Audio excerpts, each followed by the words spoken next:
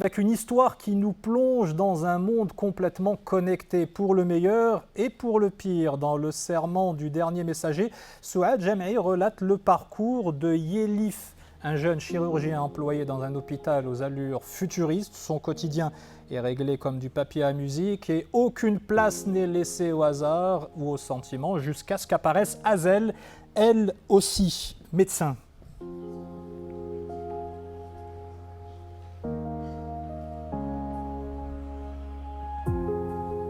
Souad Jam'i que l'on retrouve sur le plateau d'Infosoir Week-end. Bonsoir Souad, bienvenue. Alors vous êtes cardiologue et le moins que l'on puisse dire, c'est que vous nous emmenez à travers ce bouquin qui est là, dans un univers médical assez sombre, aseptisé, ultra robotisé. Vous y avez mis certaines de vos craintes ? Oui, absolument. Je pense que quand on est dans le monde médical, on a besoin de temps en temps d'aller de s'éloigner un petit peu de ce monde et de le voir de l'extérieur. Et moi, j'ai choisi de le voir quelques années, de faire un bond en avant pour le voir, pour examiner d'une autre façon le monde actuel. Et effectivement, il y a des phénomènes qui m'inquiètent. Et je me suis posé la question, que deviendraient tous ces phénomènes si on les laissait évoluer et si on les poussait à l'extrême, voilà, dans 10, 20, 30, même 50 ans. Alors, le personnage principal s'appelle Yelif. Il va aller de découverte en découverte et il se rend compte surtout qu'il n'est pas comme les autres. Absolument. Alors, pour justement lui permettre de découvrir certaines choses, je ne vais pas spoiler, enfin, il y a une intrigue. Et s'il est conscient de cette intrigue, c'est justement qu'il est différent des autres. Et cette différence fait qu'il est plus sensible et surtout prend conscience que sa vie n'a aucun sens, qu'il prend conscience de l'absurdité de la vie qu'il mène dans l'hôpital. Parce qu'il est vraiment télécommandé, c'est-à-dire qu'on lui a réglé les horaires de lever, de coucher, d'intervention, de vacances. Absolument. Ce n'est pas qu'il est surveillé, c'est surtout qu'on attend de lui une performance extrême, c'est-à-dire qu'il doit y avoir un rendement, quel que soit, sans tenir compte du côté humain du médecin, et de la fatigue et de toutes les charges mentales et physiques qu'il y a pour un médecin. Alors ce qui devait arriver va arriver dans l'histoire, puisqu'il rencontre la jolie Hazel, qui a la même caractéristique que lui et qui va... Mais ça, on ne le sait pas au début. A priori, on l'imagine, puisque le courant passe entre les deux. En tout cas, elle va l'aider à mener son enquête. Oui, absolument, mais elle arrive on va dire en seconde position, parce qu'avant cela, il fait la rencontre. On va arriver voilà, à Ali. Mais effectivement, elle va l'aider, mais elle va surtout donner un sens à sa vie. Et cette autre rencontre donc, que vous évoquez, une rencontre cruciale.